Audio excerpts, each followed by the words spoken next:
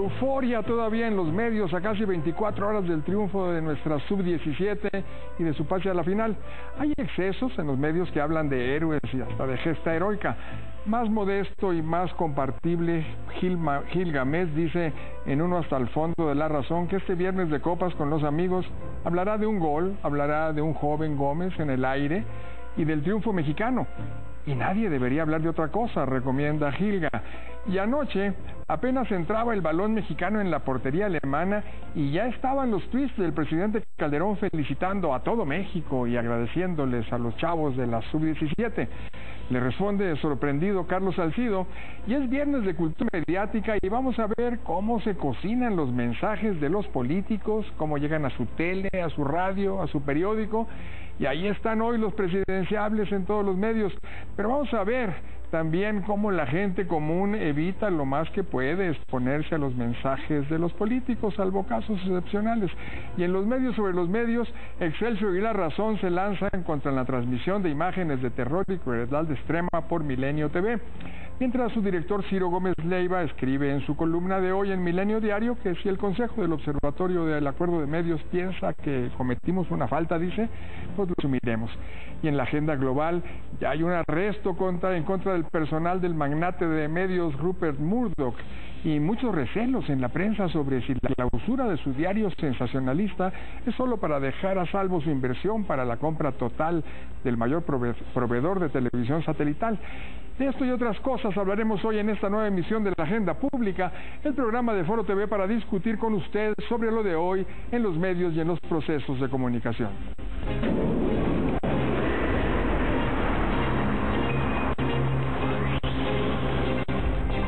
Estamos en vivo. En la pantalla están las direcciones de Twitter y del Facebook para que aporte sus ideas a este espacio de discusión de los medios y los procesos de comunicación. Recuerde, los medios proponen los temas a discusión, pero ustedes disponen de qué debatir. Yo soy José Carreño Carlón y para discutir los temas de hoy están con nosotros en pleno el equipo de conducción de la Agenda Pública, la maestra Gaby Barkentin. Buenas noches, Gaby. Buenas noches, maestro. Me gusta cuando dice usted en pleno. Porque somos muchos, ¿verdad? Claro. Y el maestro Mario Campos. Buenas noches, Mario. Hola, Pepe, Gaby. Mario, ¿cómo estás? Bueno, y también nos acompaña y nos da muchísimo gusto la doctora Yolanda Meyenberg, coordinadora de discursos del presidente Fox, fíjese, y ahora es investigadora del Instituto de Investigaciones Sociales de la UNAM, y es coautora de este libro, Palabra y Poder, Manual del Discurso Político, que vamos a discutir hoy. Bienvenido, Yolanda. Gracias por la invitación a los tres. Qué linda. Gracias. Bueno, y vámonos de una vez con los mensajes del presidente Calderón en Twitter, felicitando a los chavos y a todo el país por el pase a la final del Mundial de Sub-17. Y bueno, con la respuesta de Carlos Salcido, entre muchas otras. Gaby, Mario, ustedes son los tuiteros, cuéntenos. Sí, bueno, pero yo no le contesté nada al presidente Calderón. Pero, a ver, fue interesante. Finalmente, tampoco es tanta novedad. El presidente Calderón, desde hace ya un rato, está tuiteando y tuitea con bastante pertinencia en cuanto a tiempos, ¿no? Sucede algo y de inmediato ya está ahí. Recordemos cuando platicábamos aquí lo de, por ejemplo, el encuentro entre Javier Sicilia y el presidente Calderón, que en realidad él fue el que gana incluso la agenda tuitera al día siguiente, porque está tuiteando pues 30 y tantos, ¿no? Desde muy temprano al amanecer. Exacto. Entonces, digamos, esto no es como tan raro. Lo que pasa es que sí, ayer luego, o sea, sí, como bien decía, apenas caía el gol. Sí, yo creo que tantito antes alguien le dijo, ¿no? Recibió un ya estaba hecho, y luego ya nomás le dijo... Un tuit de Dios Padre, que es un gran tuitero. Dios Padre le ha de haber dado el pitazo y le ha de haber dicho, ahí va el gol, porque sí lo hizo muy rápido, ¿no? Pero lo interesante es la respuesta de Carlos Salcido. Carlos Salcido, el futbolista, que estamos viendo creo en pantalla, bueno, lo tenemos ahí de fondo, él y entre otros, pero de Carlos Salcido es muy divertido, fue rudo, porque dice, qué bueno que usted lo está viendo, porque los que sí tenemos que trabajar, pues no podemos ver el juego. Digo una cosa más o menos así. Y luego dice una cosa que yo le completaría, porque dice, me sorprende que tenga tiempo de ver la tele a esa hora. Yo le diría, y me sorprende más que tenga tiempo para tuitear de esa manera, ¿no? Porque parece que... Bueno, si ya estás viendo la tele, pues puedes tuitear, digo, finalmente. La presidencia pues ha encontrado que es una gran herramienta para llegarle primero a la gente de manera directa, segundo... ¿Tú crees que está mal, Mario, que haya sucedido o no? Yo creo que los gobiernos, y eso vamos a platicar ahora con la doctora, pues tienen que utilizar las herramientas que tienen a la mano. Antes lo hacían con un boletín de prensa, nada más que la velocidad a la que el boletín llega, se convierte en nota, lo suben en los portales, comparado con lo que se puede decir en 140 caracteres, pues no tiene posibilidad de competir. Me parece que los gobiernos tienen que utilizar las herramientas. Y en todo caso lo que hay es una búsqueda de identificación con el ganador, y hay un fenómeno que simplemente ahora estamos viendo muy interesante.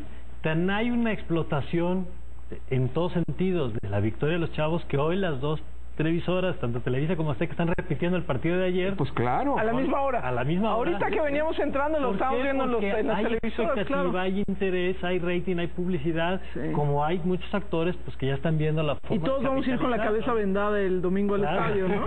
Bueno, un chavito de aquí, en el Ángel, ¿no? Que vendó la cabeza y empezó a dar marometas ahí. A ver si íbamos a ir el domingo, A ver, Yolanda, en tu libro mencionas que el autor de discursos pues debe conocer a la perfección la agenda de los medios, ¿no? La agenda política, la agenda social.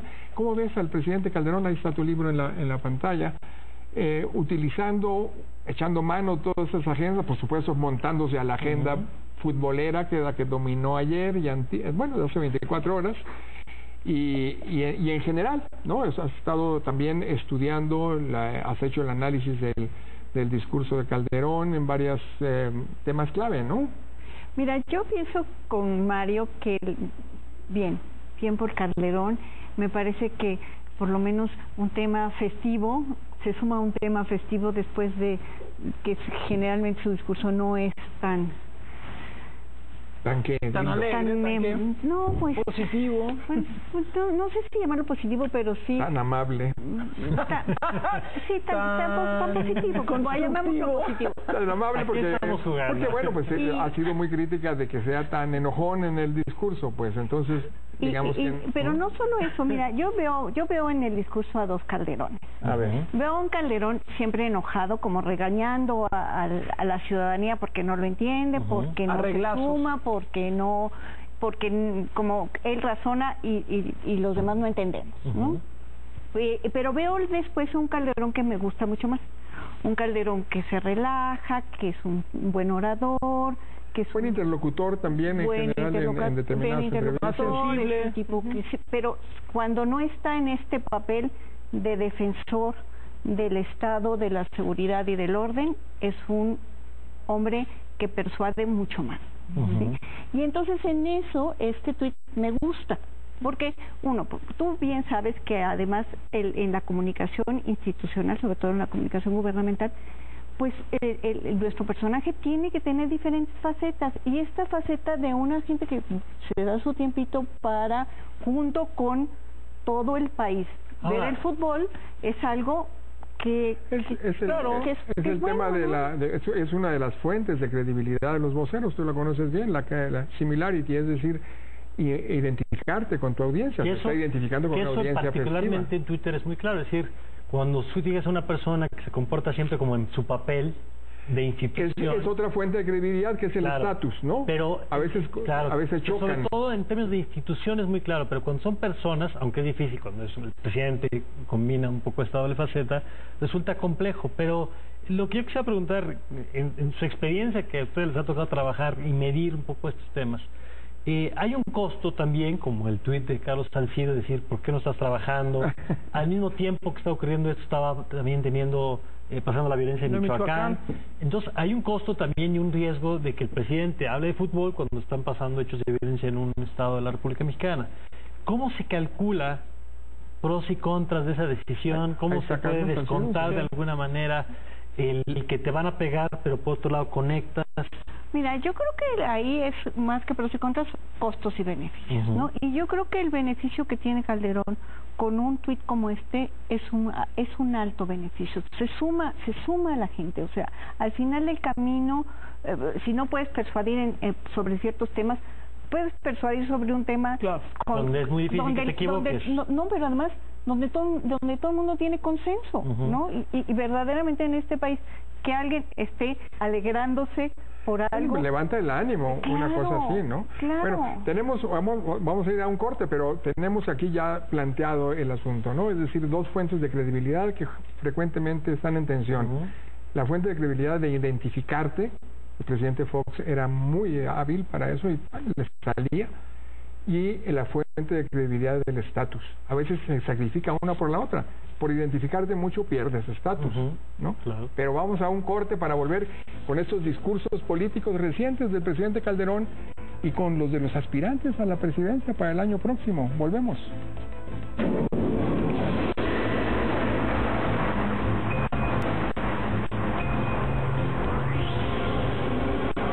Estamos de regreso con el análisis de los discursos del presidente Calderón y también los de los aspirantes a la presidencia. Fíjese, el Universal recoge los mensajes de los panistas.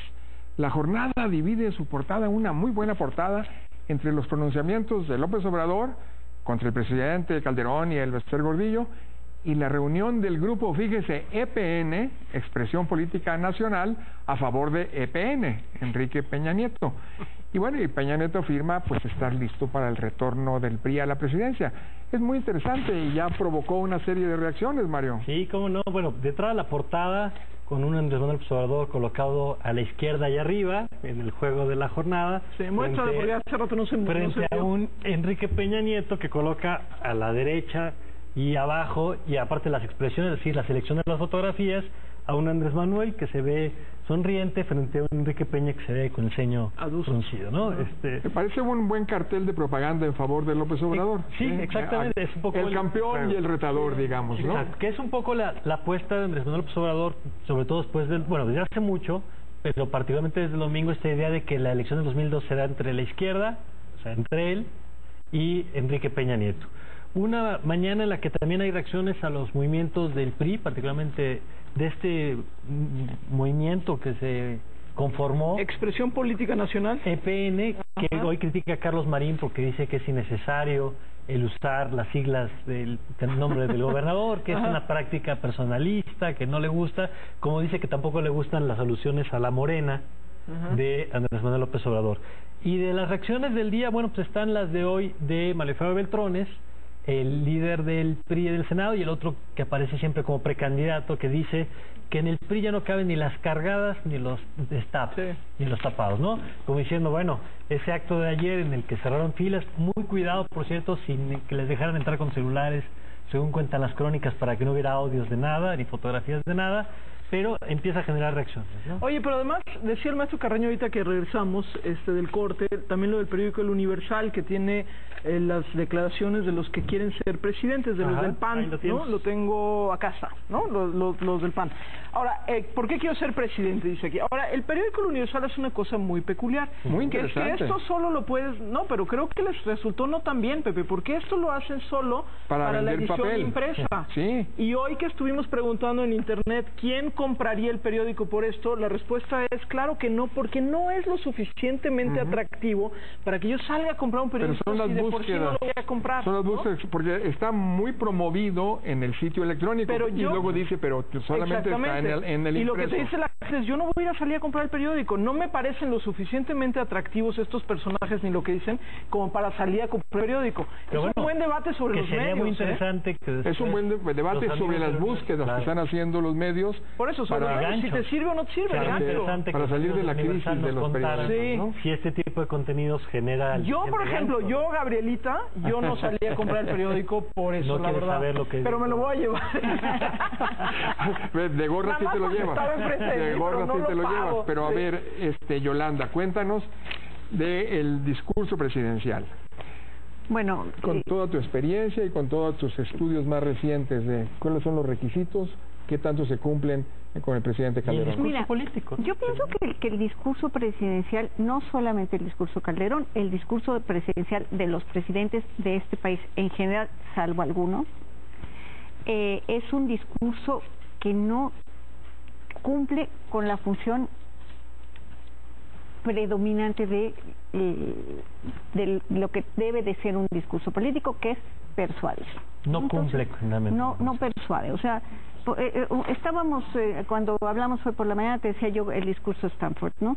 Es un discurso impertinente en todo el sentido de la palabra.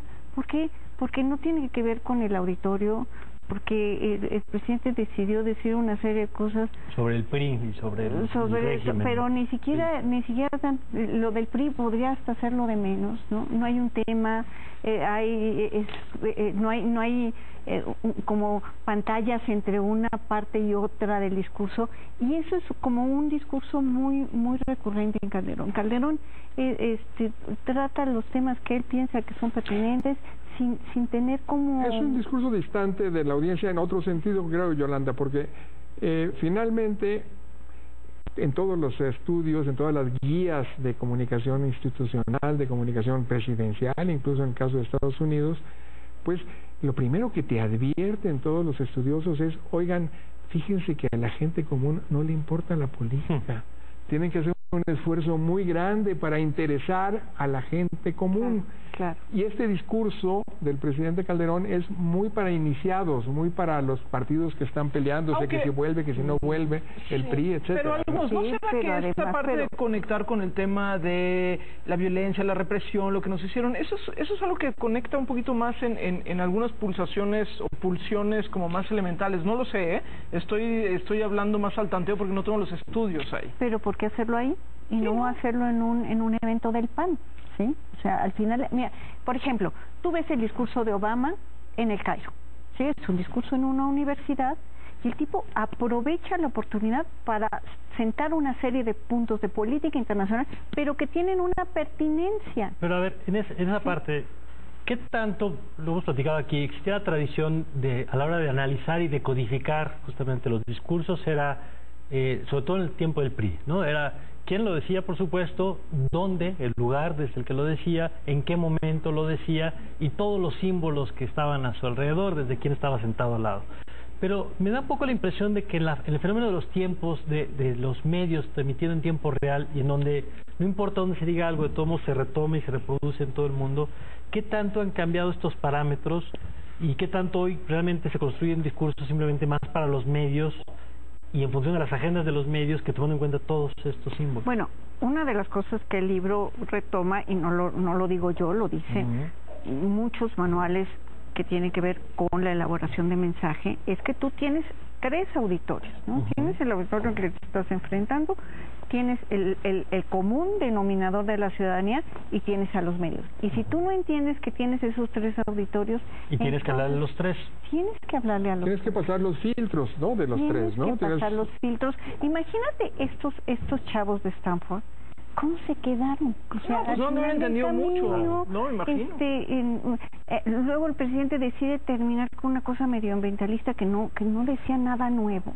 Y entonces yo me hubiera quedado como diciendo, este señor no entendió nada de qué era este evento, desde los antiguos años 60, esa discusión que estás diciendo se planteaba después del gran éxito de comunicación que fue el presidente Kennedy. Ya vino Johnson, que quiso copiarle, y entonces hablaba para los medios, pero utilizando como escenografía a la gente de los auditorios. Entonces se le empezaron a revelar todos los auditorios, pues decir, oye, si estás hablando de las cámaras, no nos uses a nosotros aquí de paisaje, ¿no? Es decir, ahí rompieron un poco, se rompió un poco. Pero me interesa aquí platicar con nuestra audiencia de esto, es decir, cómo le llega a la audiencia. Es posible que los jóvenes de Stanford hayan estado en la babia con lo que les estaba diciendo el presidente, pero ¿cómo estaba al día siguiente en los medios mexicanos, en los teasers, en las cabezas? Decir, ¿no? Que por ejemplo las redes sociales, que yo sé que es solo un cachito de México, pero finalmente un cachito muy conversador, estaba metidísimo. Mientras él estaba hablando en Stanford, todo el mundo estaba ahí diciendo, pero ¿cómo? Y eso que era un fin de semana, un domingo, ¿no? Entonces, esto que están diciendo, que creo que hoy incluso estaríamos hablando ya de 4, no solamente de 3, ¿no? Porque con la nueva esfera pública, ¿no? Estás hablando y puede ser que unos se prendan y otros pues nunca te pelaron, ¿no? Sí, pero una cosa que es importante, el discurso debe de despertar ciertos sentimientos, ¿sí? Pero no los sentimientos equivocados. O sea, tú si lo que quieres es despertar consenso, no despiertas disgusto. O sea, al final del camino, por lo que se recuerda el discurso, es por este pedacito que el presidente habla sobre el PRI y que en verdad no tenía razón de ser en un foro como este. Ahora, ¿no? en esto que cuentas ahora, Pepe, lo platican un poco de cambio a partir de la televisión en los momentos, pero ahora de estas plataformas. Hoy se habla más en el campo de la conexión del back channel, ¿no? De esta conversación que ocurre detrás. Lo platicamos hace rato cuando uno está dando una clase.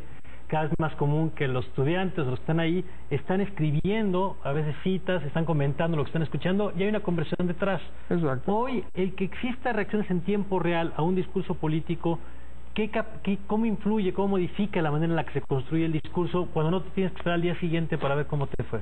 Mira, yo pienso que es una gran responsabilidad.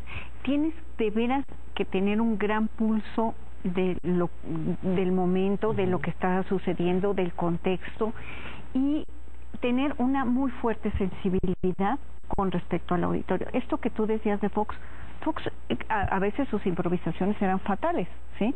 Pero el tipo es decir, abandonaba tu discurso. Abandonaba el discurso que tú habías hecho. ¿Sí? El discurso que yo le había hecho con tanto cariño. Exacto, con tanto cariño. Con tanto cuidado.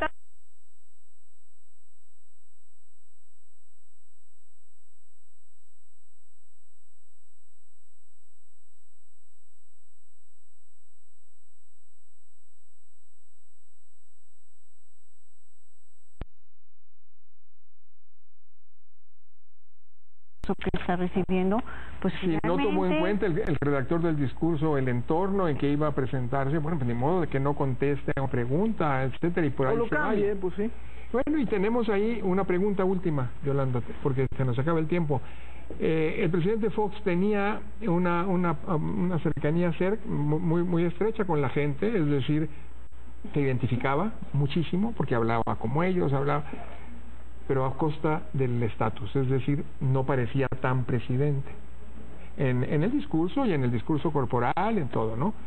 ¿Qué pasa con el presidente Calderón? ¿Es más estatus y menos identificación con la audiencia o tampoco el estatus? ¿Cómo está? Mira, yo pienso que estatus audiencia en los dos eran diferentes. Fox, por ejemplo, en eventos internacionales tenía el guión y guardaba todos los protocolos que tenía que guardar. Me parece que Calderón es un hombre mucho más conservador en su personaje, mucho más conservador en su discurso. No sé si realmente tenga tanto cuidado el pulso que tenía Fox con a quien se estaba dirigiendo, sino más bien es una persona que lanza su mensaje independientemente de cómo y a ver qué pasa. Bueno, además el tema de la respuesta de La Razón y de Excelsior al video que mostró hace 2 días Milenio TV. Excelsior llama bestial y atroz al video. La Razón afirma que el medio no respetó el acuerdo y buscó notoriedad a la manera de Cordero, dice. De Cordero decir, ¿y yo qué culpa? No, a mí, perdón, pero lo que dice...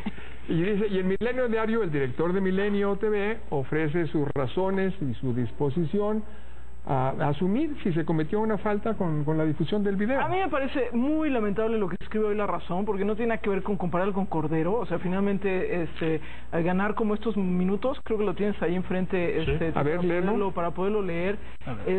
Yo creo que hay que reconocerle en esta ocasión algo muy importante a Milenio. Debatieron el tema. Sí, sin duda. Sí, lo hicieron, incluso dijeron cuando lo hicieron que lo habían debatido. Ellos tenían sus razones, aceptaron después el debate cuando incluso les habló Héctor Aguilar Camino, lo sacaron público al aire, lo hicieron público. Hoy hacen públicas las razones y como yo estaba insistiendo todo el tiempo, el famoso acuerdo que se firmó no es un punto de llegada, en tal caso es un punto de partida, de construcción, no son verdades absolutas. Entonces, esta frase que tiene La Razón dice: Milenio se voló la barda de los acuerdos con Iniciativa México, tortura y crimen a todo color, qué graciosa manera de buscar notoriedad, tan inútil como la táctica de Cordero. Es que se parece mucho a lo que dice Yolanda, que dices que ganas notoriedad a costa de tener una mala respuesta. Pero la frase es una mala frase, o sea, La Razón ahí mezcla cosas. ¿Qué tiene que ver Cordero con lo que pasó con Milenio y demás?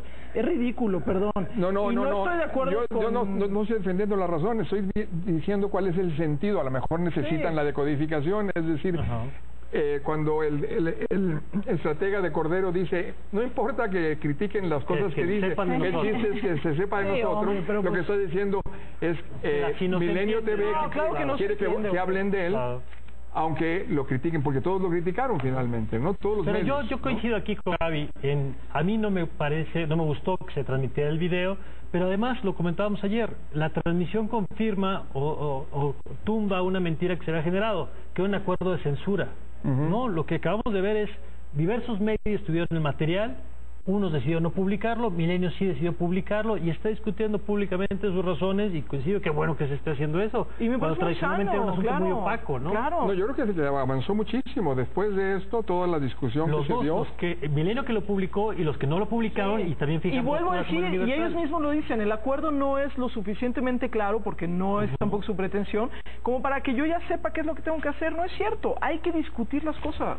Y antes de irnos, vamos a dejar en la agenda, pues la agenda global, que el New York Times y el Washington Post pues ya informan hoy de detenciones por los escándalos, por el hackeo del celular de la joven asesinada y por espionaje telefónico a políticos y deportistas. Ya varios medios internacionales interpretan el cierre del diario News of the World como una estrategia para dejar a salvo la compra total que se propone todavía el magnate Rupert Murdoch del mayor proveedor de televisión satelital. Creo que ahí está otro tema importantísimo que tenemos que seguirlo muy de cerca. Yo le daría más tiempo, ojalá la próxima semana. Nada más apunto rápido. Hoy Raúl Trejo Larva escribe un texto muy bueno y dice, fueron 30 y tantos los anuncios que se retiraron, por eso están cerrando el periódico. Es importantísimo ese punto, es decir, no es buen negocio ya hacer mal periodismo. Es una buena Se nos acabó el tiempo. Muchas gracias, Gaby. Gracias. Muchas gracias, Yolanda. Muchas gracias, Mario. Gracias a ustedes por discutir los medios con nosotros. Nos vemos en la agenda pública del próximo lunes. Les invitamos a que continúen con Guillermo Ochoa y Gil Begovich. Buenas noches y buena suerte.